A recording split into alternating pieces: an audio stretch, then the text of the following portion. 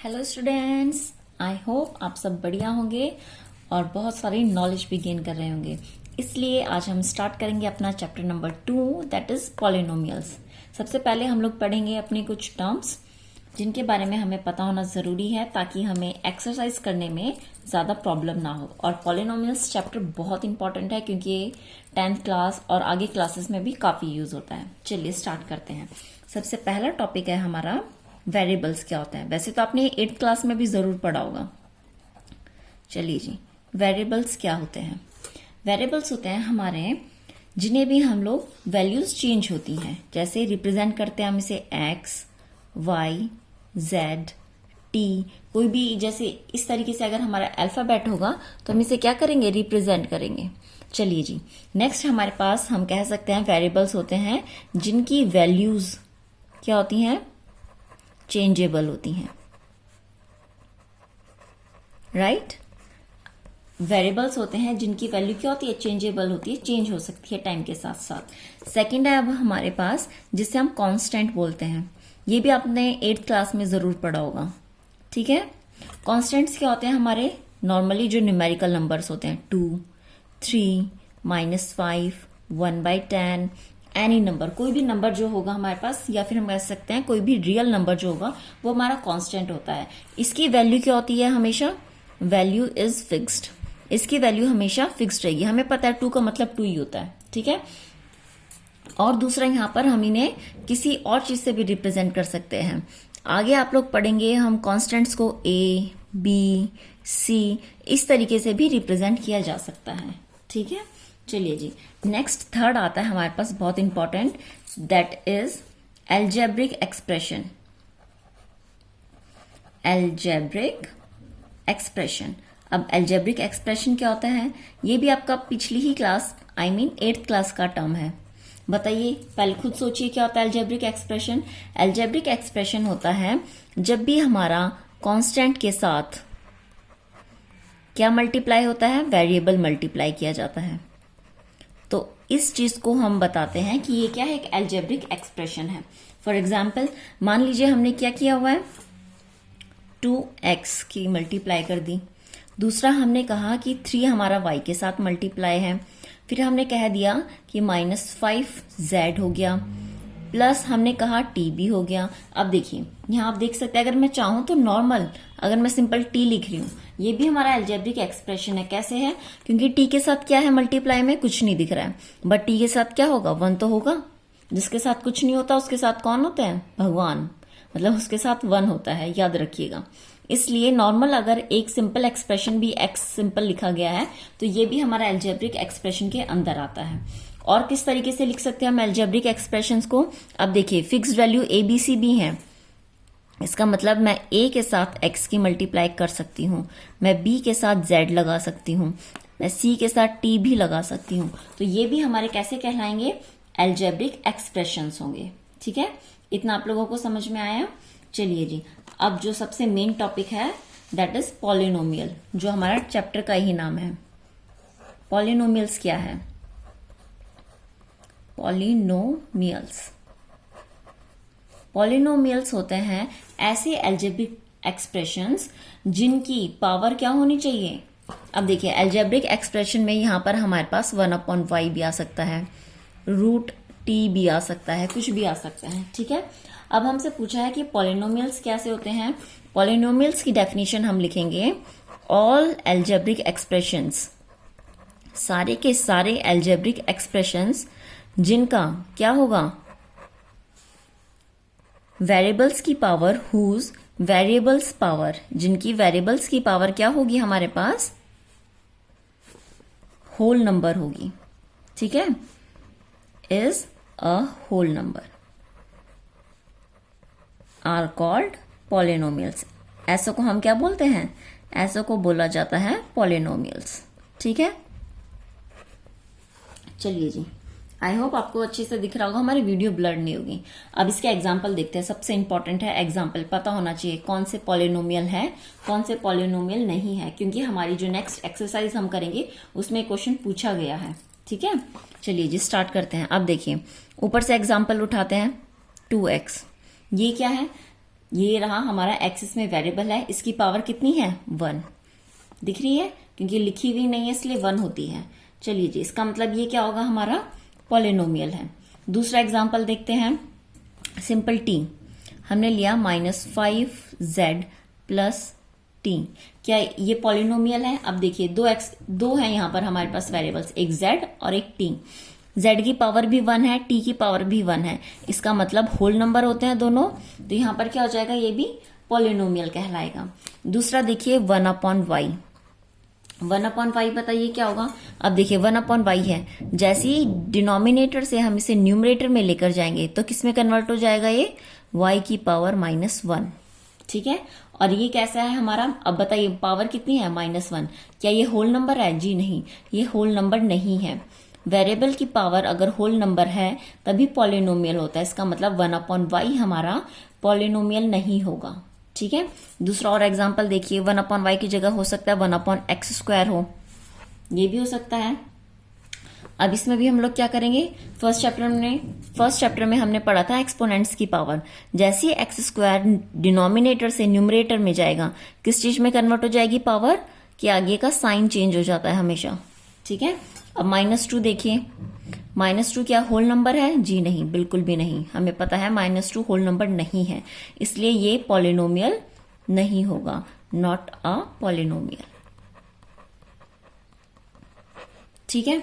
और कौन से एग्जाम्पल हो सकते हैं, मान लीजिए मैंने लिख दिया t√2 + 3, अब ये बताइए ये होगा पॉलिनोमियल? कैसे पता चलेगा, देखिए वेरिएबल एक ये रहा, ठीक है, और इसकी पावर कितनी है 1 है, इसका मतलब ये कैसा है, ये एक पॉलिनोमियल है, ठीक है। चलिए जी, उसके बाद देखिए, अब देखिए 3 के साथ हमें कोई वेरिएबल दिख रहा है? नहीं दिख रहा, लेकिन फिर भी इसके साथ एक वेरिएबल है, कैसे पता चलेगा, हम यहां लिख सकते हैं t की पावर 0, क्योंकि हमें पता है t की पावर 0 या किसी भी वेरिएबल की पावर 0 होती है तो वो हमेशा 1 के बराबर होती है। ये भी हम अपना फर्स्ट चैप्टर में कंप्लीट कर चुके हैं, ठीक है, वरना तो आपको वीडियोस में लिंक दे दूंगी और उसमें आप देख सकते हैं। चलिए जी, अगर मैंने कहा कि हाँ ये तो हमारा पॉलिनोमियल हो गया, चलिए अगर मैंने दूसरा एग्जाम्पल लिया, ये देख सकते हैं आप लोग, अगर मैं इसे 2√t लिख दूं प्लस 3t लिख दिया, क्या ये एक पॉलिनोमियल है? पहले खुद सोचिए, देखिए यहां पर t की पावर कितनी है, रूट मतलब क्या होता है, t की पावर एक बार तो 1/2 है, क्योंकि रूट का मतलब क्या हुआ 1/2, और यहाँ पर t की पावर 1 है, क्या दोनों के दोनों हमारे पास होल नंबर है? ये तो है, बट ये नहीं है, ये होल नंबर नहीं है, ठीक है। इसका मतलब ये पूरा का पूरा हमारे पास क्या होगा, नॉट अ पॉलिनोमियल, ये एक पॉलिनोमियल नहीं है, राइट। चलिए जी, अब आपको पॉलिनोमियल्स पूरा अच्छे से समझ में आ गया। फिफ्थ हमारे पास नेक्स्ट डेफिनेशन आती है, that is polynomials in one variable. Polynomials in one variable का मतलब क्या हुआ, पॉलिनोमियल समझ में आया। वन वेरिएबल क्या होगा कि वेरिएबल सिर्फ एक होना चाहिए, फॉर एग्जाम्पल 7x² + 3x अगर मैंने लिखा तो यहाँ पर वेरिएबल कौन है, यहाँ पर भी x है, यहाँ पर भी x है, इसका मतलब ये पॉलिनोमियल इन वन वेरिएबल है। अगर मैंने दूसरा एग्जाम्पल मान लो लिख दिया √t + 3x, अब यहाँ पर देखिए कौन कौन से एग्जाम्पल हुए, एक t वेरिएबल है, एक हमारे पास x वेरिएबल है, ठीक है। इसका मतलब दो वेरिएबल्स आ गए, कौन कौन से, x और t, तो ये हमारा पॉलिनोमियल इन वन वेरिएबल नहीं होगा। कितना हो जाएगा, ये पॉलिनोमियल्स इन टू वेरिएबल का एग्जाम्पल होगा, ठीक है, आया समझ में। चलिए जी, नेक्स्ट हमारे पास है टर्म्स क्या होती हैं। सिक्स्थ डेफिनेशन जो है हमारी, ये डेफिनेशंस बहुत इंपॉर्टेंट है। अगर वीडियो आपको पसंद आए तो लाइक और शेयर जरूर कीजिए। चलिए जी, अब टर्म्स क्या होती हैं हमारी, टर्म्स होती हैं जब भी हमारे पास कोई दो नंबर्स प्लस या माइनस के थ्रू सेपरेट हो तो वो उतनी हमारी इसके अंदर क्या होती हैं, टर्म्स होती हैं। फॉर एग्जाम्पल देख सकते हैं आप लोग, अगर मैं एग्जाम्पल की बात करूं, क्योंकि एग्जाम्पल से ज्यादा अच्छे से समझ में आता है। अब यहाँ देखिए x² + x + 5, अब यहाँ देखिए 1 और 2, इसका मतलब ये एक टर्म है, फिर प्लस का साइन आ गया, फिर ये दूसरी टर्म हो गई, फिर प्लस का साइन आया, फिर ये तीसरी टर्म हो गई। तो इसमें टोटल टर्म्स कितनी हुई? इसमें टोटल 3 टर्म्स हो गई। ठीक है, दूसरा एग्जांपल देखिए, 3x प्लस 6 मान लीजिए। ठीक है, इसमें कितने टर्म्स होंगे? अब ये देखिए 3 और x के बीच में तो मल्टीप्लाई का साइन है, तो इसे हम 1 टर्म कंप्लीट करेंगे। ठीक है, फिर प्लस आ गया, ये कौन सी दूसरी एक और टर्म हो गई। इसका मतलब इसमें टोटल 2 टर्म्स की बात की जा रही है। हो सकता है हमारे पास -9y² माइनस 1/3 आ जाए। इसमें कितनी टर्म्स होंगी? देखिए 9 और y तो हमारे पास मल्टीप्लाई में है। ठीक है, तो इसका मतलब ये पूरा 1 है और ये पूरा 1 है, तो इसमें भी टोटल 2 टर्म्स हो गई हमारे पास। ठीक है, टर्म समझ में आ गया। नेक्स्ट हमारे पास आता है कांस्टेंट पॉलिनोमियल्स क्या होते हैं। चलिए जी,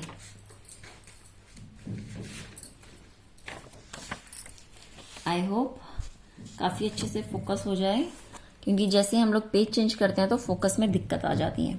चलिए जी, नेक्स्ट डेफिनेशन है हमारे पास, दैट इज डेफिनेशन नंबर 8। क्या है हमारे पास? कांस्टेंट पॉलिनोमियल क्या होता है? That is constant polynomial. क्या होगा कांस्टेंट पॉलिनोमियल? नाम से ही पता चल रहा है, उसमें सिर्फ एक कांस्टेंट वैल्यू होगी। ठीक है, कुछ भी हो सकता, 2 - 5 7 एनीथिंग, मे बी 5/3 भी हो जाए। ठीक है, अब इसे पॉलिनोमियल कैसे कहा गया? क्योंकि अभी हमने पीछे डेफिनेशन में पढ़ा था, इन सबको तो हम कांस्टेंट बोलते हैं। कांस्टेंट पॉलिनोमियल इसलिए कहा है क्योंकि इनके साथ फिर भी एक वेरिएबल होता ही होता है। जैसे यहाँ पर अगर मैं x की पावर 0 लगा दूं, यहाँ मैं y की पावर 0 लगा दूं, यहाँ t की पावर 0 लगा दूं, यहाँ फिर से x की पावर 0 लगा देती हूँ। ठीक है, तो अब देख सकते हैं, क्योंकि हमें पता है कि x की पावर 0 हमेशा 1 के बराबर होता है। किसी भी वेरिएबल की पावर अगर 0 है तो वो हमेशा 1 के बराबर होता है। ठीक है, इसलिए इनके साथ क्या है? कांस्टेंट भी है और दूसरा हमारे पास क्या है? वेरिएबल भी है। चाहे उसकी पावर 0 हो बट वेरिएबल तो है, इसलिए इन्हें कांस्टेंट पॉलिनोमियल्स कहा जाता है। ठीक है, एक और इसी के साथ देखिए, 0 पॉलिनोमियल क्या होता है? 0 पॉलिनोमियल सिंपल 0 को बोलते हैं। क्यों? क्योंकि इसका कांस्टेंट भी 0 है और इसका जो वेरिएबल की पावर है वो भी 0 है। ठीक है, तो ऐसा नंबर हमारा क्या होता है? 0 पॉलिनोमियल होता है। आगे हम पढ़ेंगे zeros of polynomial. Zeros of polynomial. ठीक है, इन दोनों में कंफ्यूज मत होइएगा, क्योंकि दोनों की दोनों अलग चीजें हैं।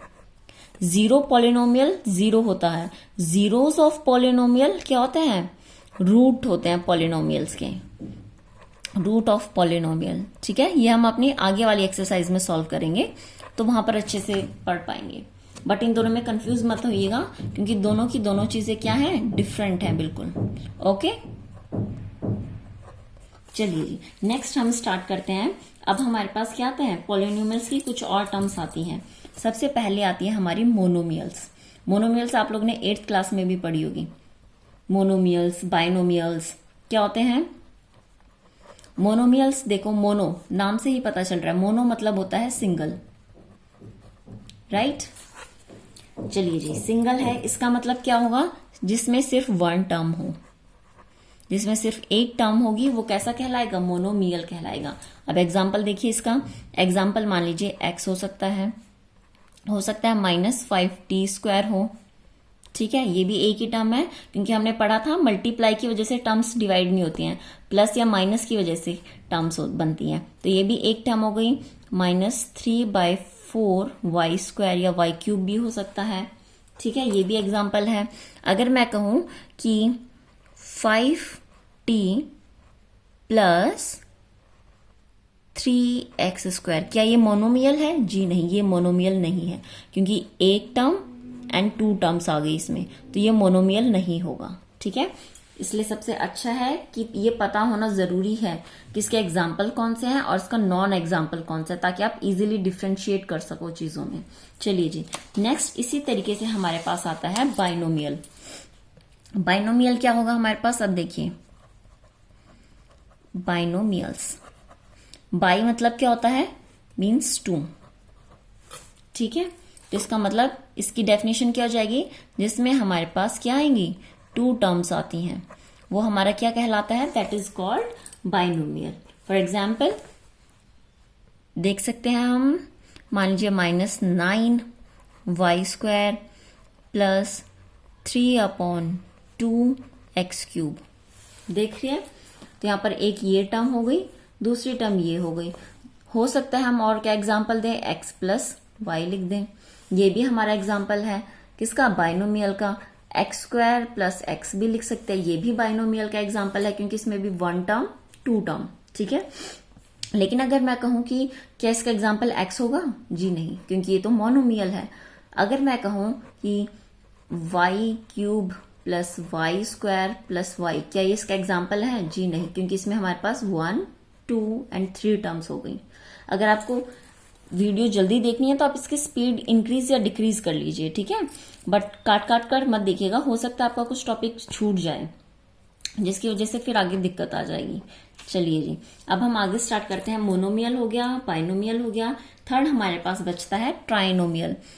अब जिस हिसाब से अगर हम सीक्वेंस देखें तो ये आपको ऑलरेडी समझ में आ गया होगा कि इसकी डेफिनेशन क्या होने वाली है। ट्राई मीन्स 3, ठीक है, ट्राई मीन्स क्या होता है, 3। इसका मतलब हु हैज 3 टर्म्स। अगर 3 टर्म्स है हमारे पास तो इसका मतलब वो कैसा है, ट्राइनोमियल है। चलिए जी, ट्राइनोमियल एग्जाम्पल हम दे लेते हैं, x² + x एंड +5। इसमें 1 टर्म 2 टर्म 3 टर्म्स, इसका मतलब ये क्या है, ट्राइनोमियल है। और एग्जाम्पल बताइए, हो सकता है इसमें हमारे पास y³ - 3y + 5/2।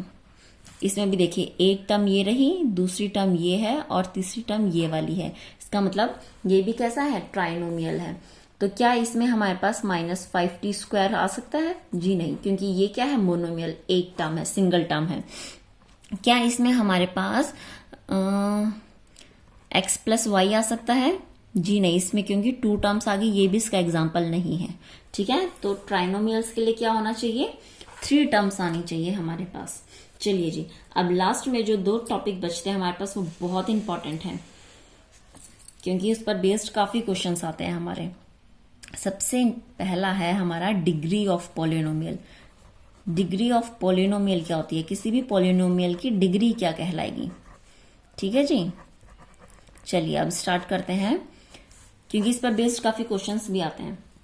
Degree of polynomial की डेफिनेशन अगर हम देखें तो क्या हो जाएगी, सिंपली लिखिए, हाईएस्ट पावर, क्या कहा गया है, highest power of variable. Variable मान लो जितने भी हमारे पास, उनमें से हमें क्या देखनी है, जिसकी हाईएस्ट पावर होगी इन अ पॉलिनोमियल।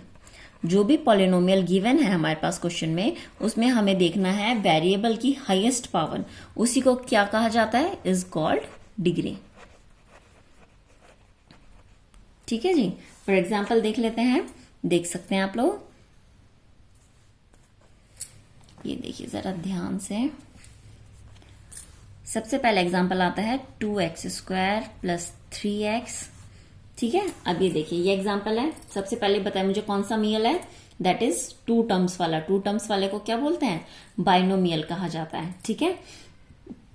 और वेरिएबल देखिए x है, इसका मतलब पॉलिनोमियल इन 1 वेरिएबल है।